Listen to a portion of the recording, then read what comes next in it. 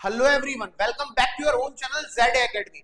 जैसा कि आप लोगों को पता है, हम लोगों ने यूट्यूब पर एक सीरीज स्टार्ट की है जिसमें हम टारगेट कर रहे हैं एएमयू और जामिया का 11th एंट्रेंस कॉमर्स और ह्यूमैनिटीज के लिए। ओके, तो शेड्यूल आपके साथ पहले ही शेयर हो चुका है।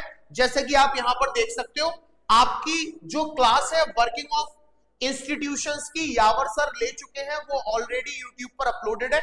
आज मैं क्लास ले रहा हूं linear equation in two variables. तो ये क्लास 8/11/2025 यानी सैटरडे को आपको मिल जाएगा बाय जैद सर। आज का हमारा जो चैप्टर रहेगा वो linear equation in two variables रहने वाला है, जो बेहद इंपॉर्टेंट है। चाहे आप जामिया की तैयारी कर रहे हो या फिर एएमयू 11th एंट्रेंस कॉमर्स और ह्यूमैनिटीज की, जो मैथमेटिक्स है वो one of the most important question होता है। जैसा कि आपको पता है, अगर मैं 11th एंट्रेंस कॉमर्स और ह्यूमैनिटीज की बात करता हूं तो मैथमेटिक्स के 20 मार्क्स के क्वेश्चन, 20 एमसीक्यूज आपसे पूछे जाते हैं, जो आपका सिलेक्शन करवाने के लिए या आपका सिलेक्शन ना करवाने के लिए काफी है। ओके, अगर आपका मैथमेटिक्स के अलावा जो बाकी के सब्जेक्ट है वो स्ट्रांग है, तो फिर मैथमेटिक्स आपकी रैंक को बूस्ट करने में मदद करेगा। और जैसा कि जो और स्टूडेंट्स हमसे कनेक्टेड हैं, जो 11th-12th कर रहे हैं, जो बीबीए कर रहे हैं या जो एमबीए कर रहे हैं एएमयू से या जामिया से, मैं हमेशा उनसे एक बात कहता हूं कि अगर आप कॉमर्स स्ट्रीम में इस वजह से आना चाहते हो कि आपको मैथमेटिक्स छोड़नी पड़े, तो ये बिल्कुल गलत है। ऐसा नहीं सोचना चाहिए, क्योंकि मैथमेटिक्स आपका पीछा नहीं छोड़ने वाली है।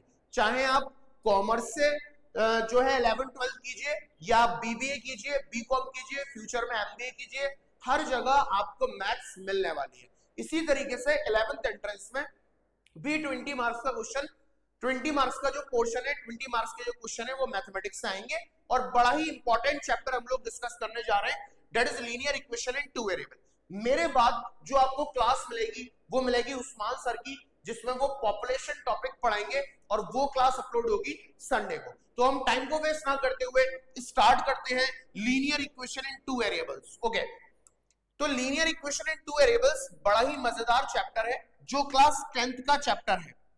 ठीक है, चैप्टर का नाम है linear equation in two variables. Linear equation in two variables. पहले हम चैप्टर का नाम समझेंगे, उसके बाद आगे इसमें बेसिक अंडरस्टैंडिंग और किस तरीके के क्वेश्चन आते हैं डिस्कस करेंगे। अगर मैं बात करूं चैप्टर के नाम की या मीनिंग की, तो इक्वेशन, मैथमेटिक्स में इक्वेशन का मतलब होता है इक्वल साइन का आना। इक्वल साइन, जहां भी आपको इक्वेशन दिखाई देता है तो इक्वेशन आपको यह बता रहा है कि जो भी मैथमेटिकल एक्सप्रेशन लिखा हुआ है उसमें इक्वल साइन जरूर आएगा। जैसे 2x is equals to 4, equal sign है तो ये इक्वेशन है। जैसे 2x + 3y equals to 8, equal sign है तो ये इक्वेशन है। जहां भी मैथ्स में इक्वल साइन आ रहा है तो वो इक्वेशन है। तो हम पढ़ रहे हैं लीनियर इक्वेशन, यानी इक्वल का साइन होना चाहिए। और लीनियर, लीनियर का मतलब है the highest power of the variable is 1. The highest power of the variable is 1. जो हाईएस्ट पावर है वेरिएबल की वो 1 होनी चाहिए। इसको आप ये भी बोल सकते हो कि डिग्री जो है आपकी वो 1 होनी चाहिए। डिग्री इज इक्वल्स टू 1, ये बात मतलब है लीनियर का। और टू वेरिएबल्स का मतलब है there must be two variables. There must be two variables. दो वेरिएबल्स होनी चाहिए। दो वेरिएबल्स हम लोग क्या क्या लेकर के चल रहे हैं बेटा? एक x और दूसरा y। तो ये पूरे चैप्टर का निचोड़ है, पूरे चैप्टर का मतलब है। इसमें लीनियर इक्वेशन और टू वेरिएबल्स का मतलब अगर हमें समझ में आता है तो हमें चैप्टर की बेसिक अंडरस्टैंडिंग होने लगेगी। एक बार मैं दोबारा रिपीट कर देता हूं। लीनियर इक्वेशन का मतलब है, इक्वेशन का मतलब तो हो गया इक्वल साइन, और लीनियर का मतलब हो गया जो वेरिएबल्स आप यूज कर रहे हो उनकी हाईएस्ट पावर 1 होगी। या आप ये भी बोल सकते हो कि लीनियर इक्वेशन का मतलब एक ऐसी इक्वेशन जिसकी डिग्री 1 होगी। ओके, और वेरिएबल्स कितने यूज करने हैं? 2 वेरिएबल यूज करने हैं, एक्स और Y. Same chapter class 9th में भी था जिसका नाम था लीनियर इक्वेशन इन 1 वेरिएबल। वहां पर जो लीनियर इक्वेशन थी वो हमने एक वेरिएबल में पढ़ी थी, यानी या तो सिर्फ x होगा या सिर्फ y होगा। लेकिन यहां क्लास 10th का जो चैप्टर है लीनियर इक्वेशन इन 2 वेरिएबल, वहां पर हम लीनियर इक्वेशन 2 वेरिएबल्स में पढ़ते हैं, एक x और एक y। ओके, अगर मैं बेटा बात करूं standard form,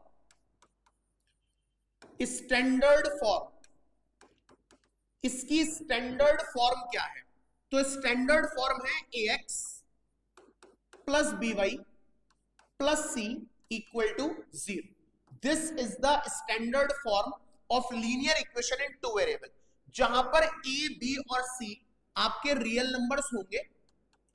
a b c are the real numbers, a और b आपके रियल नंबर्स होंगे, और x और y 2 वेरिएबल्स होंगे, x और y 2 वेरिएबल्स होंगे। ठीक है, अब जैसे आप ये देखो, अगर मैं एक एग्जांपल दे रहा हूं 4x plus 8y minus 12 is equal to 0, तो ये लीनियर इक्वेशन इन 2 वेरिएबल लिखा हुआ है।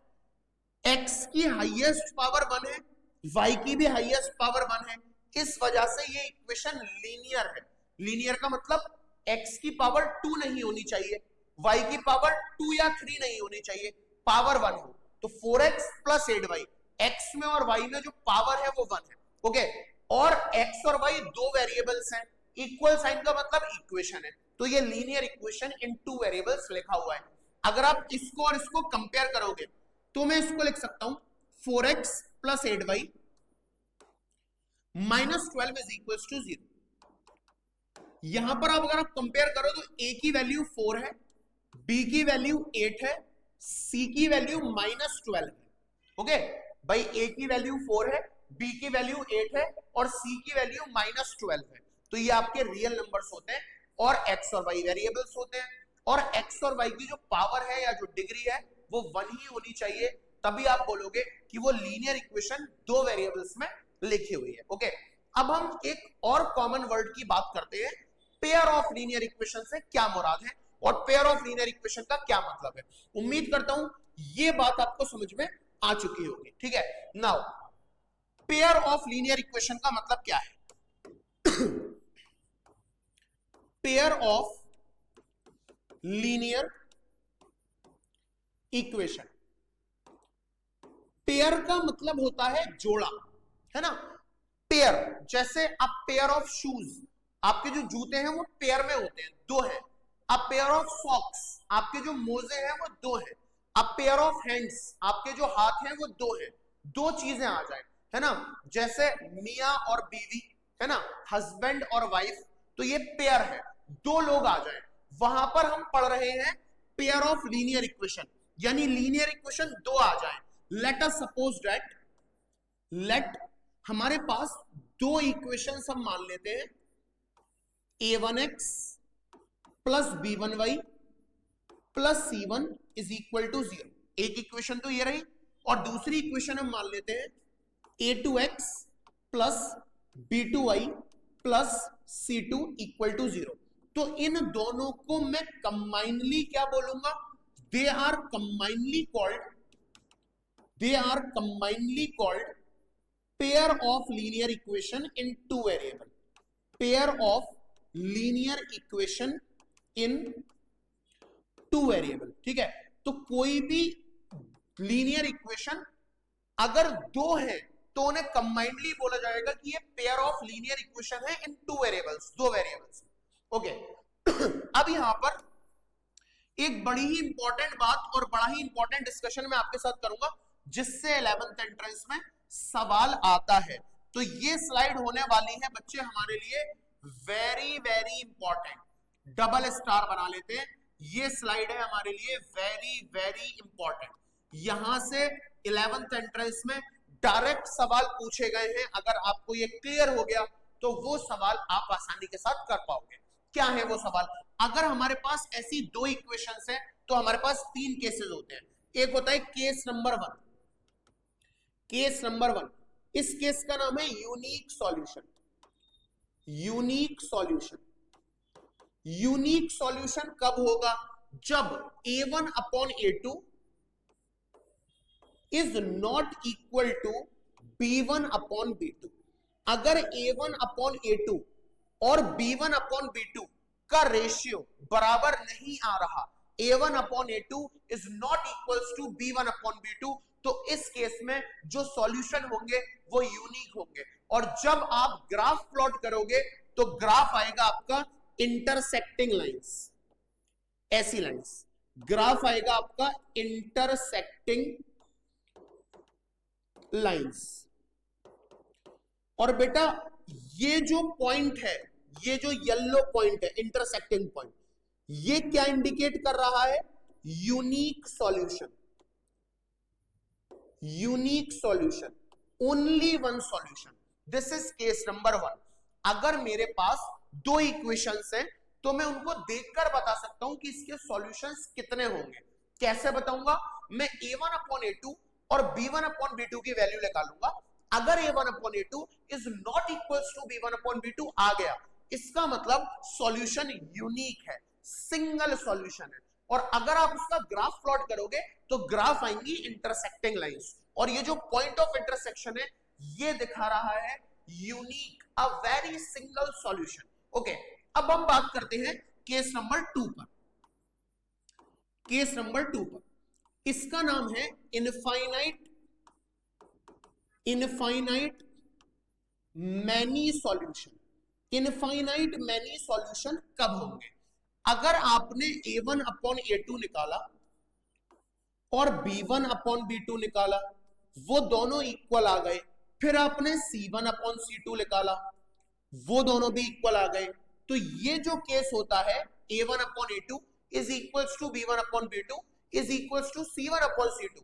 अगर ये तीनों रेशियोज इक्वल हो जाते हैं तो इनफाइनाइटली मैनी सॉल्यूशन। और इसका ग्राफ जो आता है वो इस तरीके का आता है, जैसे ये हो गई आपकी लाइन 1। अब जो लाइन नंबर 2 होगी वो जस्ट इसके ऊपर आएगी, ऐसे। ये लाइन नंबर 2 है।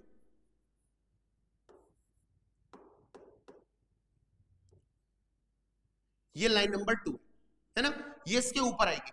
इसको हम बोलते हैं कोइंसाइड कर रही है, कोइंसिडेंट लाइंस, है ना। ओवरलैपिंग लाइंस, ओवरलैपिंग लाइंस, जो लाइंस है वो ओवरलैप कर जाए, एक लाइन के ऊपर दूसरी लाइन आ जाए। अगर ऐसा हो रहा है तो उस लीनियर इक्वेशन जो दो है उसके इनफाइनाइट मैनी सॉल्यूशन होने वाले हैं, बहुत ज्यादा सॉल्यूशन। कब? जब a1 upon a2 is equals to b1 upon b2 is also equals to c1 upon c2। और इसका ग्राफ कैसा आता है? कोइंसिडेंट लाइन, ओवरलैपिंग लाइंस आती हैं। और हमारे पास जो केस नंबर 3 है, जो केस नंबर 3 है वो है, यहां लिखता हूं मैं, केस नंबर 3, नो सॉल्यूशन। ऐसा भी हो सकता है दो लीनियर इक्वेशन सॉल्व ही ना हो, नो सॉल्यूशन। वो कब होगा? जब a1 upon a2 is equals to b1 upon b2 but it is not equals to c1 upon c2। अगर ऐसा है कि a1 upon a2 b1 upon b2 के तो इक्वल है, लेकिन वो c1 अपॉन c2 के इक्वल नहीं हो पा रहा, तो उस केस में वो दोनों इक्वेशंस आप सॉल्व नहीं कर सकते, वो सॉल्व होंगी ही नहीं, है ना। क्यों नहीं होंगी? क्योंकि ये केस है नो सॉल्यूशन का। और अगर बेटा नो सॉल्यूशन हो जाता है तो हमारे जो ग्राफ है उस पर जो हमारी लाइंस आएंगी वो आएंगी पैरेलल लाइंस। ये आ गई एक लाइन और ये आ गई दूसरी line, parallel lines, parallel lines, ठीक है। तो ये स्लाइड हमारे लिए वेरी मोस्ट इंपॉर्टेंट स्लाइड होने वाली है, क्योंकि इससे 11th एंट्रेंस में भर भर के सवाल आपसे पूछे गए हैं। बहुत ही आसान है, एक बार मैं क्विक रिवीजन दे देता हूं, उसके बाद आप इसको नोट भी करोगे।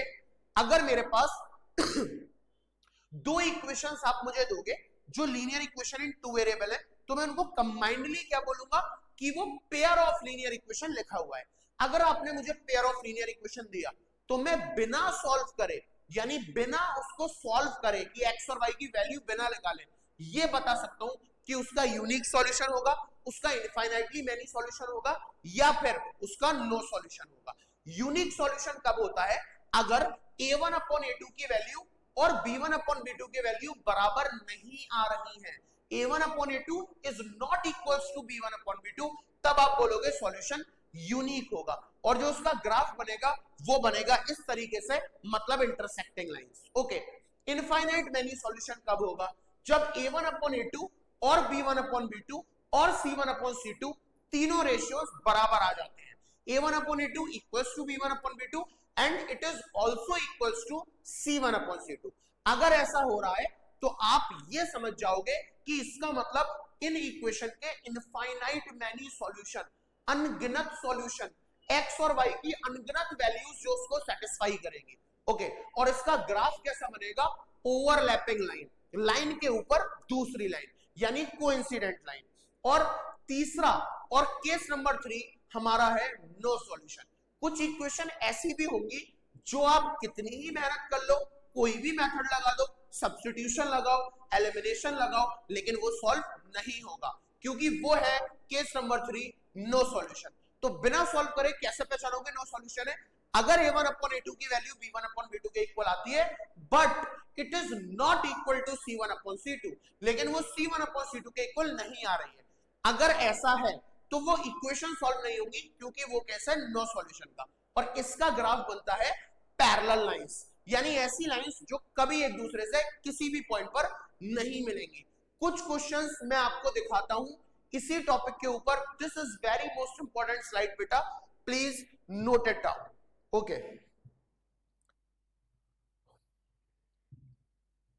अब मैं यहां पर कुछ इक्वेशंस डिस्कस करूंगा, वो हमें बताना है कि वो इक्वेशंस क्या है, मतलब उनके सॉल्यूशंस कैसे हैं। ठीक है? Okay,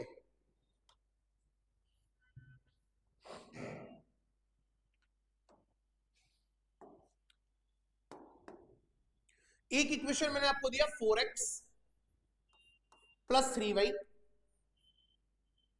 equals to 12। ठीक है? दूसरा इक्वेशन मैंने आपको दिया 12x 9y इक्वल्स टू 36।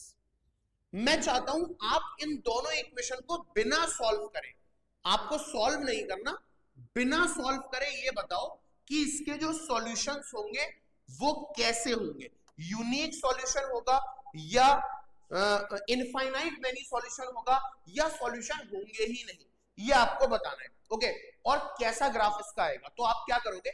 आप बोलोगे सर मैं a1 अपॉन a2 निकालता हूं, a1 upon a2, a1 upon a2 की वैल्यू कितनी आ रही है? 4/12, that will be equal to 4 1 जा 4, 4 3 जा 12, 1/3। इसी तरीके से आप b1 अपॉन b2 निकालोगे, b1 अपॉन b2 की वैल्यू आ रही है 3/9, 3/9 का मतलब 3 1 जा 3, 3 3 जा 9। फिर आप c1 अपॉन c2 निकालोगे, उसकी वैल्यू आ रही है 12, इधर आएगा तो माइनस का 12, 36 इधर आएगा तो माइनस का 36, माइनस से माइनस कैंसिल, 12 1 जा 12, 12 3 जा 36। यहां क्लियरली हम देख सकते हैं कि हमारा a1 upon a2, b1 upon b2 और c1 upon c2, b1 upon b2 और c1 अपॉन c2, इन सबकी वैल्यूज 1/3 ही है।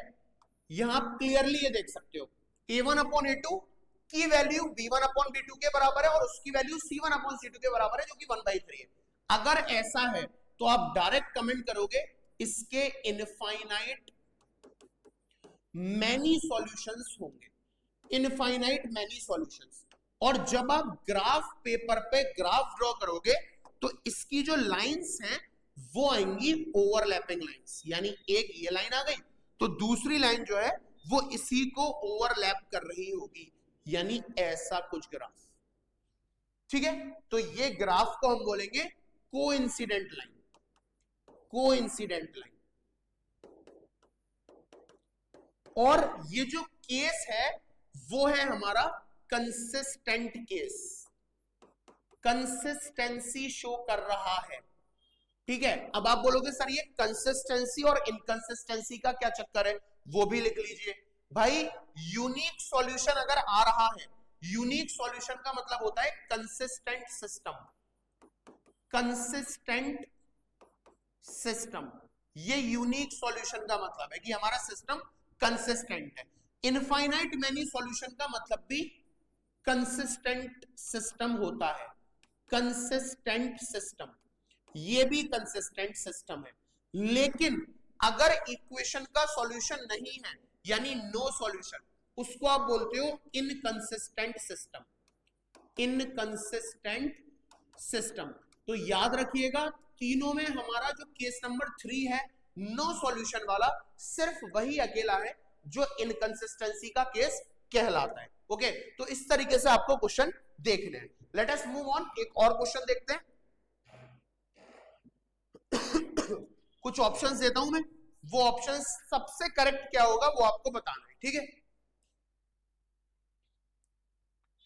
चलिए बात करते हैं हम कुछ और क्वेश्चंस की। जैसे आप इन इक्वेशंस को देखिए, 12x plus 13y is equals to 54, 24x 26y is equals to 108। इन दोनों इक्वेशंस का graph, the graph of the above pair of linear equation, इनका graph, option number A intersecting lines, intersecting lines, option number B overlapping lines, overlapping lines, option number C parallel lines, parallel lines, option number D none of the above. Question number 1, question number 2 मैं आपको देता हूं, 3x plus 4y equals to 15, 5x plus 7y is equals to 19। Option number A the system is consistent, inconsistent, can't be determined, can't be determined और none of the above। बहुत से बच्चों को can't be determined और none of the above एक ही लगते हैं, दोनों बातें अलग है।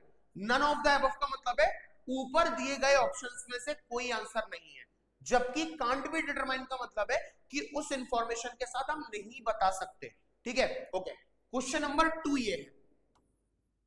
Question number 3, question number 3 5x plus 10y equals to 25, 6x plus 15y equals to 30।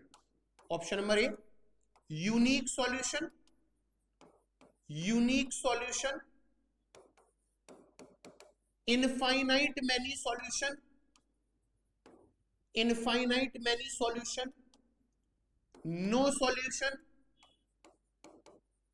और डी है can't be determine, can't be determine, आप डिटरमाइन ही नहीं कर सकते। ओके,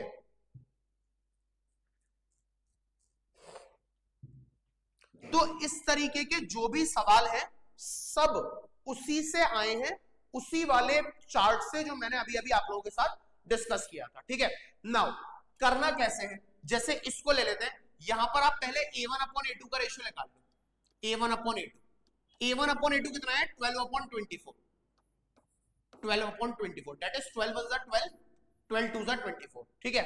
देन b1/b2, b1/b2 ये आया 13/26, 13 1 13, 13 2 26, देन c1/c2, c1/c2, c1/c2 कितना है 54 माइनस का और माइनस का 108, माइनस का 54 माइनस का 108, तो ये हो गया 54 1 54 और 54 2 108। यहां पर आप क्लियरली देख पा रहे हो A1 अपॉन A2 भी 1/2 आया, B1 अपॉन B2 भी 1/2 आया, C1 अपॉन C2 भी 1/2 आया, यानी A1 upon A2 equals to B1 upon B2 equals to C1 upon C2 आ रहा है। इसका मतलब इसके इनफाइनाइट मैनी सॉल्यूशंस हैं, इसका ग्राफ ओवरलैपिंग आएगा और इसको हम बोलते हैं कंसिस्टेंट सिस्टम। तो इसका ग्राफ क्या आएगा? Overlapping lines, option number B. Coincident lines आएंगी इस तरीके से, ठीक है, ओके। अब आते हैं क्वेश्चन नंबर 2 पर। यहां आप देखोगे तो A1 अपॉन A2 की वैल्यू, A1 अपॉन A2 की वैल्यू 3/5, B1 अपॉन B2 की वैल्यू 4/7। उप्स, यहां तो A1 upon A2 is not equals to B1 upon B2 हो रहा है। भाई A1 अपॉन A2 3/5 आ रहा है और B1 अपॉन B2 4/7 आ रहा है, तो इक्वल है ही नहीं। अगर इक्वल नहीं है तो हम C1 अपॉन C2 को चेक ही नहीं करेंगे। This is one of the most important thing. बच्चा पूरी 10th कर लेता है, 11th एंट्रेंस में आ जाता है, उसको यही पता नहीं लग पाता कि C1 अपॉन C2 निकालना कब है। C1 अपॉन C2 सिर्फ तब निकालेंगे जब A1 अपॉन A2 और B1 अपॉन B2 बराबर आ रहे हैं। जैसे यहां A1 अपॉन A2 और B1 अपॉन B2 क्योंकि बराबर आ गए, इसीलिए मैंने फिर C1 अपॉन C2 निकाला। अगर A1 अपॉन A2 और B1 अपॉन B2 ये दोनों बराबर आ ही नहीं रहे तो आप C1 अपॉन C2 के पास नहीं जाओगे। जैसे कि ये है A1 अपॉन A2 और B1 अपॉन B2 बराबर नहीं आ रहे, तो मुझे देखना ही नहीं है, मुझे मतलब ही नहीं है कि C1 अपॉन C2 क्या आ रहा है। तो ये दोनों इक्वल नहीं आ रहे, इसका मतलब अगर ये इक्वल नहीं आ रहे तो ये केस है यूनिक सॉल्यूशन का, और यूनिक सॉल्यूशन होता है हमारा consistent system. Option number A will be our answer. यहां आ जाओ, this is A1 upon A2 5/6 और B1 अपॉन B2 10/15 है ना। 5/6 10/15, 10/15 को मैं लिख सकता हूं 5 2 10 5 3 15। भाई ये 5/6 आ रहा है, 2/3 आ रहा है, यानी इसमें भी A1 अपॉन A2 और B1 अपॉन B2 बराबर नहीं आ रहे। और अगर A1 अपॉन A2 और B1 अपॉन B2 बराबर नहीं आ रहे तो फिर मैं C1 अपॉन C2 के पास जाऊंगा ही नहीं। ओके, तो अगर A1 upon A2 is not equal to B1 upon B2 हो जाता है तो ये यूनिक सॉल्यूशन है, यानी option number A will be our required answer. तो आपको इस तरीके के एमसीक्यूज इस फॉर्म में पूछे जा सकते हैं। कभी ग्राफ पूछेगा, कभी डायरेक्ट पूछेगा कि सॉल्यूशन यूनिक है या इनफाइनाइट मैनी सॉल्यूशन है या नो सॉल्यूशन है। कभी कभी तो ये पूछ लेगा कि सिस्टम कंसिस्टेंट है या फिर सिस्टम इनकंसिस्टेंट है। तो बेटा याद रखना, इनकंसिस्टेंसी का सिर्फ एक केस होता है, नो सॉल्यूशन वाला, और वो तब होगा जब A1 upon A2 equals to B1 upon B2 आ जाए, but that is not equal to C1 upon C2।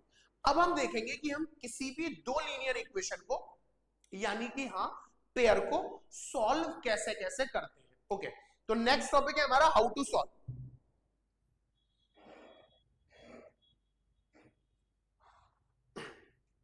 Next topic है हमारा हाउ टू सॉल्व। अब एक बड़ा सवाल, how to solve, how to solve a pair of linear equations. ये एक बड़ा सवाल अब हमारे सामने आया है कि भाई हाउ टू सॉल्व, समझ में तो आ गया कि sir pair of linear equation क्या होती है, लीनियर इक्वेशन क्या होती है, ये भी देखना आ गया कि उसके सॉल्यूशन यूनिक होगा या उसका सॉल्यूशन इनफाइनाइट मैनी सॉल्यूशन होगा या फिर सॉल्यूशन होगा ही नहीं। लेकिन सर अगर हमें सॉल्यूशन निकालना है तो हमारे पास क्या क्या तरीके हैं। ओके, तो किसी भी लीनियर इक्वेशन के पेयर को हम सॉल्व कैसे करते हैं। अगर मेरे पास दो लीनियर इक्वेशन है, a1x plus b1y plus c1 equal to 0 और a2x plus b2y plus c2 equal to 0, अगर मेरे पास ये पेयर है लीनियर इक्वेशन का, तो इसको सॉल्व करने के मेरे पास दो मेथड्स हैं। ठीक है, एक मेथड है कि हम इसको सॉल्व करेंगे by graphical method, by graphical method, graphical method से। ठीक है, ग्राफिकल मेथड से। अब जाहिर सी बात है ग्राफिकल मेथड में आप ग्राफ प्लॉट करना चाह रहे हो, है ना। तो ये बात तो पक्की है कि अगर ग्राफ प्लॉट करना चाह रहे हो तो ये जो मेथड है वो बड़ा ही टाइम कंज्यूमिंग मेथड है, बहुत टाइम कंज्यूम होगा। ठीक है, हम सीखेंगे जरूर लेकिन टाइम कंज्यूमिंग मेथड है, हम बोर्ड्स में यूज नहीं करेंगे, 11th एंट्रेंस में यूज नहीं करेंगे। और एक होता है हमारा ग्राफिकल मेथड के अलावा कि आप उसको सॉल्व कर लो बाय मैथमेटिकली। मैथमेटिकली में हमारे पास एक है मेथड बाय सब्स्टिट्यूशन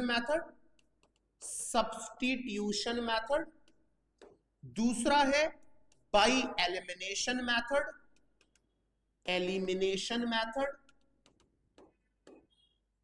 तीसरा है bye cross multiplication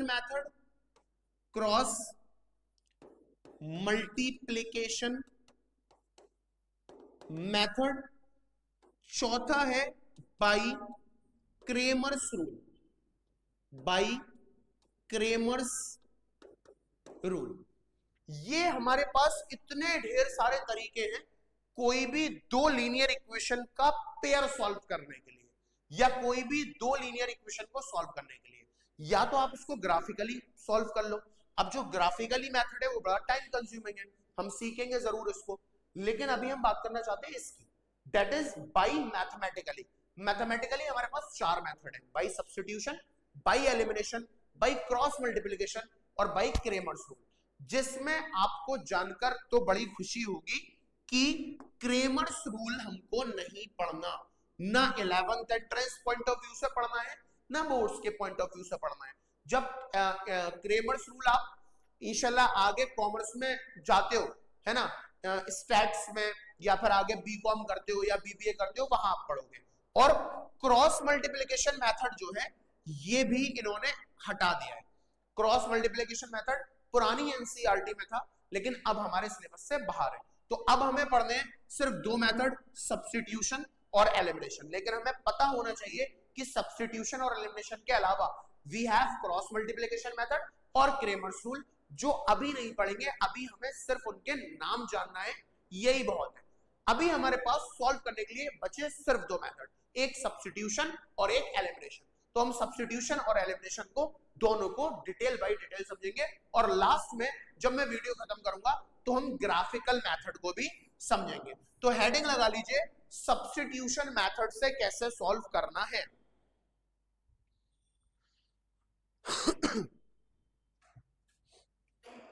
substitution method, okay. तो मैं अब यहां पर डिस्कस कर रहा हूं by substitution method. Substitution method, हम इस मेथड से सॉल्व करेंगे। सब्स्टिट्यूशन मेथड से कैसे हम सॉल्व करेंगे? सब्स्टिट्यूशन मेथड में एक वर्ड आ रहा है सब्स्टिट्यूट।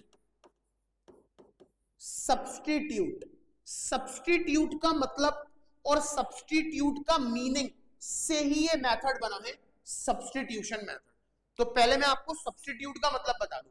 जैसे मैं आपको पढ़ा रहा हूं linear equation in two variable, कल को मैं इस प्लेटफॉर्म से हट जाऊं और कोई ट्रिग्नोमेट्री चैप्टर कोई दूसरे मैथ्स के टीचर पढ़ाने के लिए आ जाए, तो वो जो दूसरे मैथ्स के टीचर पढ़ाएंगे आप लोगों को, वो मेरा सब्स्टिट्यूट है आप लोगों के लिए, है ना। जैसे यावर सर ने अभी आपको कॉन्स्टिट्यूशन पढ़ाया, अब अगला कोई चैप्टर यावर सर ना पढ़ा करके कोई दूसरा टीचर आ जाए जो यावर सर का ही सब्जेक्ट पढ़ा रहा है, तो वो यावर सर का सब्स्टिट्यूट हो गया, है ना। ये मीनिंग है सब्स्टिट्यूट का, ठीक है। नाउ हमारे पास अब सब्स्टिट्यूशन मेथड में करते क्या है? सब्स्टिट्यूशन मेथड में हम वैल्यूज को सब्स्टिट्यूट करते हैं। मतलब क्या है? जैसे मैं आपके सामने दो इक्वेशंस देता हूं। एक इक्वेशंस मैंने दिया x plus 4y is equals to 8, और एक इक्वेशन मैंने दिया 2x plus 6y is equals to 10। ये दो इक्वेशन देगा। अब मैंने इन दोनों इक्वेशन को सॉल्व करना है सब्स्टिट्यूशन मेथड से। तो इसमें करना क्या है, आप किसी एक इक्वेशन को उठाइए, उससे x या y की वैल्यू को निकालिए।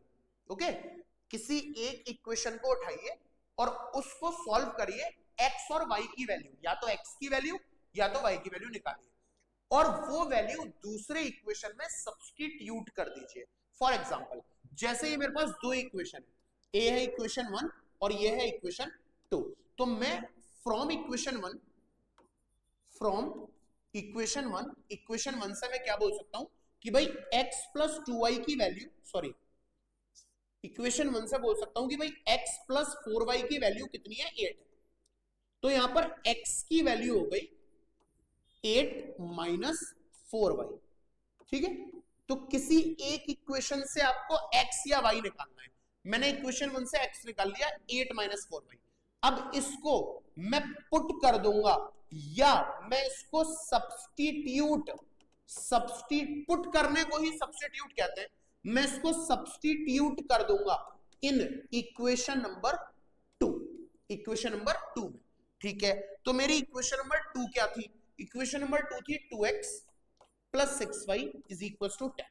मुझे x की वैल्यू सब्स्टिट्यूट करनी है, बात को समझना, मुझे x की वैल्यू सब्स्टिट्यूट करनी है, तो 2 और x की जगह पर मैं लिख दूंगा 8 minus 4y plus 6y equal to 10।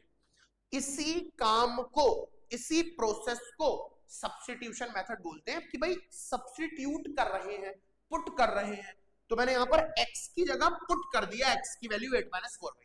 Let us solve. ये हो गया हमारा 2 8 जा 16 माइनस 2 4 जा 8 plus 6y is equals to 10। 2 8 जा 16, 2 4 जा 8 plus 6y equals to 10।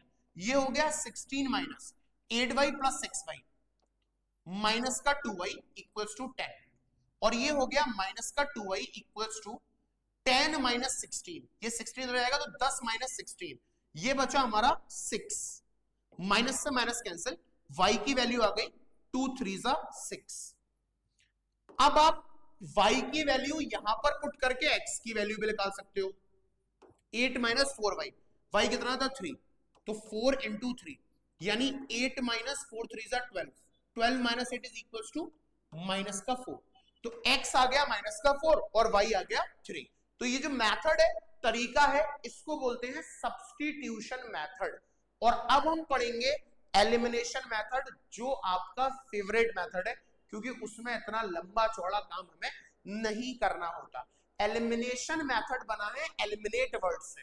Okay, elimination method by, method number 1 था ये, अब मैं आपको बता रहा हूं बाई एलिमिनेशन मेथड।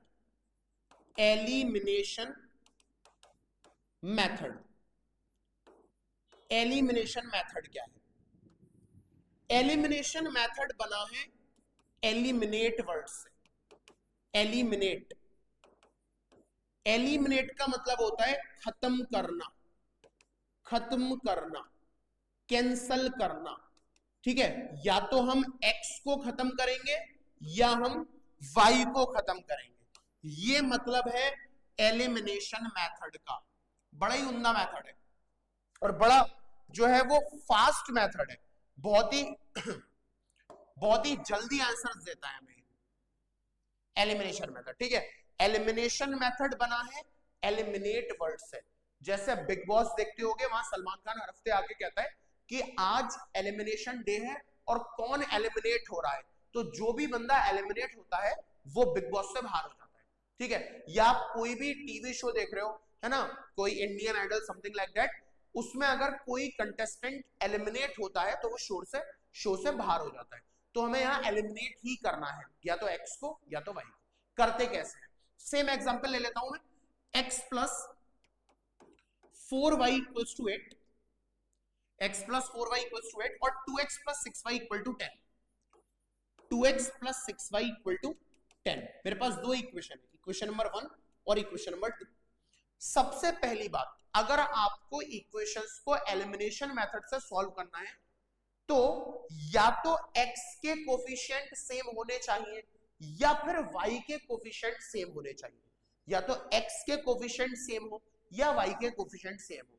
अगर वो सेम नहीं है तो कुछ भी मल्टीप्लाई करिए लेकिन उनको सेम बनाइए। ओके, जैसे यहां पर x का कोफिशिएंट है 2 और यहां पर x का कोफिशिएंट है 1, तो ये तो सेम नहीं है, तो मुझे सेम करना पड़ेगा।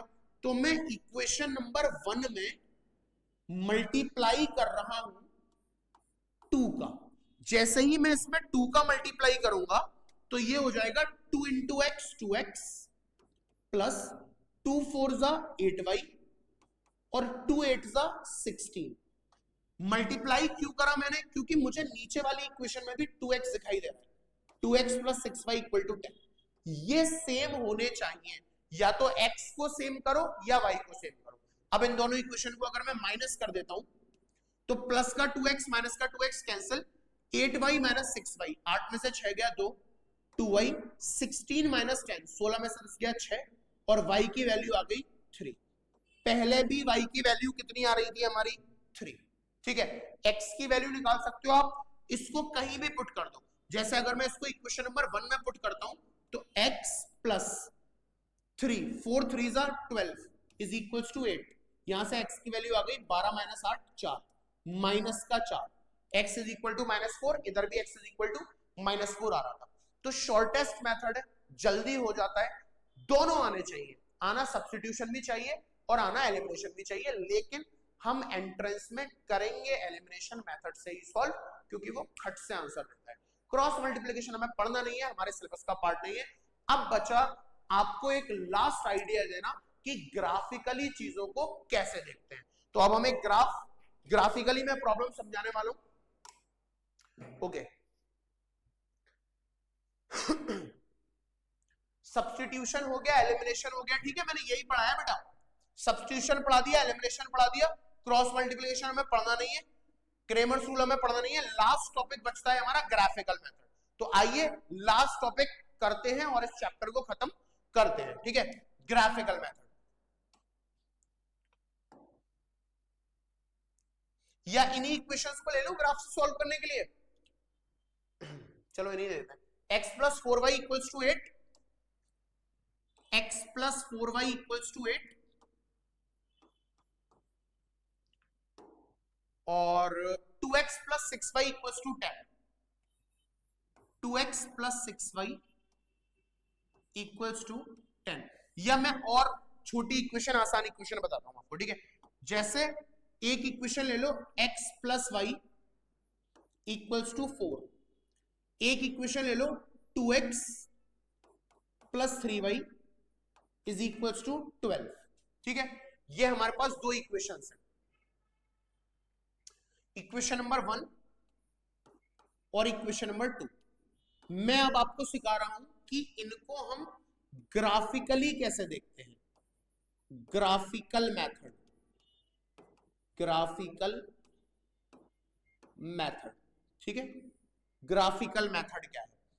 ग्राफिकल मेथड के लिए सबसे पहला काम आपको क्या करना है, एक एक इक्वेशन लेकर के पॉइंट्स निकालने हैं। जैसे अगर मैं x और y पहली वाली इक्वेशन में देखता हूं तो अपनी कम से कम 2 पॉइंट लेने हैं, अपनी मर्जी से ले लो। जैसे अगर मैं x की वैल्यू 0 रखता हूं, x की वैल्यू 0 रखूंगा तो y की वैल्यू आ जाएगी 4। अगर मैं y की वैल्यू 0 रखता हूं तो x की वैल्यू आ जाएगी 4। ठीक है, एक तो आ गया मेरा ये चार्ट।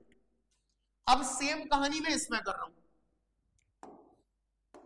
सेम कहानी मैं इसमें कर रहा हूं, x और y। ठीक है, यहां पर मैं अगर x की वैल्यू 0 रख दूंगा तो x इंटू 0 0 हो गया, 3y इक्वल्स टू 12, y की वैल्यू आ गई 3 4 12। और अगर मैं y की वैल्यू 0 रख दूंगा तो y की वैल्यू 0 होने का मतलब 3 इंटू 0 ये खत्म, 2x इज इक्वल टू 12 और x की वैल्यू आ गई 2 6 12 6।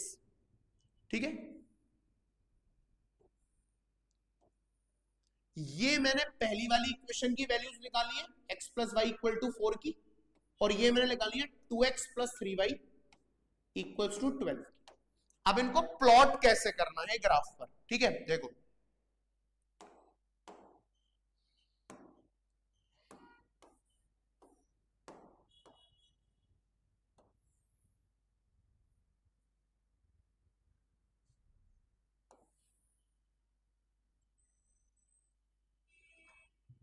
प्लॉट कैसे करते हैं ग्राफ पर?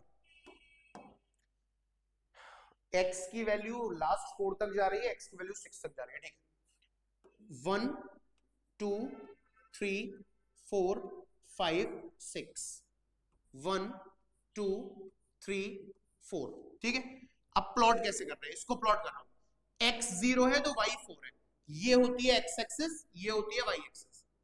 एक्स 0 है तो वाई, एक्स 0 है तो वाई 4 है, एक्स 0 है तो वाई 4 है, ये आ गया पॉइंट, ठीक है। एक्स 4 है तो वाई 0 है, एक्स 4 है तो वाई 0 है, ठीक है। तो एक तो हमारा ये प्लॉट हो गया ग्राफ।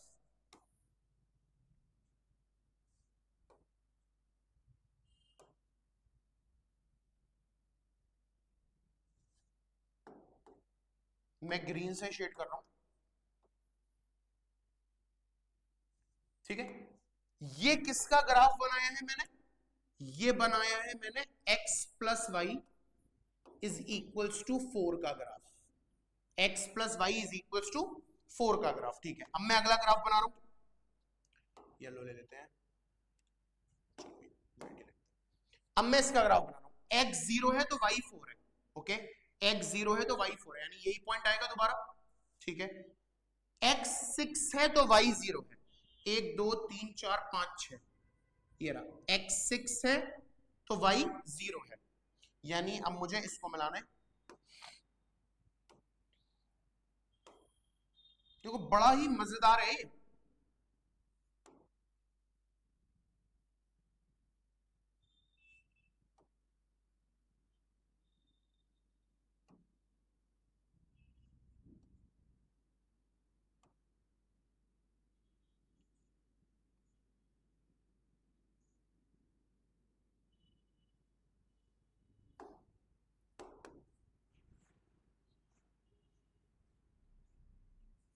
ठीक है। ये जो लाइन आई है, ये वाली, ये आई है 2x plus 3y is equal to 12 की लाइन, ठीक है। अब अगर आप इसको क्लियरली देख रहे हो ग्राफ को, तो दोनों लाइंस एक दूसरे से इंटरसेक्ट हो रही है, इंटरसेक्टिंग लाइन। भाई ये दोनों लाइन कैसी आई है? इंटरसेक्टिंग लाइन आई है। भाई ग्राफ को देख पा रहे हो ना, ये दोनों लाइन कैसी आई है? इंटरसेक्टिंग लाइन है। किस पॉइंट पर इंटरसेक्ट कर रही है? इस पॉइंट पर, इस पर इंटरसेक्ट कर रही है। तो इस पॉइंट की वैल्यू कितनी है? यहां पर x 0 है और y 4 है, यानी दे इंटरसेक्ट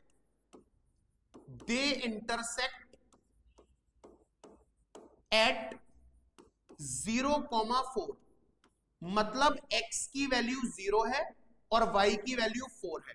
तो ये x की वैल्यू 0 और y की value 4 is the unique solution. ये हमारा यूनिक सॉल्यूशन आ गया इसका।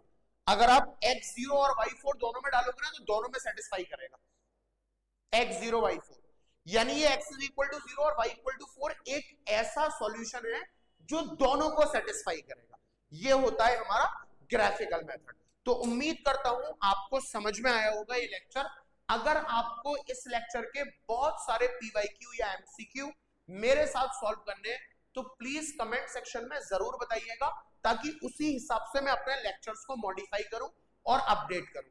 क्योंकि एकदम से एमसीक्यू करा देना या पीवाईक्यू करा देना, उससे कोई फायदा नहीं है, आपको भी चीजें समझ में नहीं आएंगी। तो पहले हमें अपना बेसिक स्ट्रॉन्ग करना है और फिर पीवाईक्यू या एमसीक्यू लगाने हैं, ओके। तो हमारा जो भी फ्रेश बैचेस है वो सब स्टार्ट हो गए। आप अपने आप को तैयारी को और बूस्ट अप करने के लिए हमें अपने आप को हमारे कोर्सेज में रजिस्टर करा सकते हो। तो मुलाकात होती है आपको जब भी मेरा नेक्स्ट शेड्यूल है नेक्स्ट चैप्टर के साथ। Thank you very much.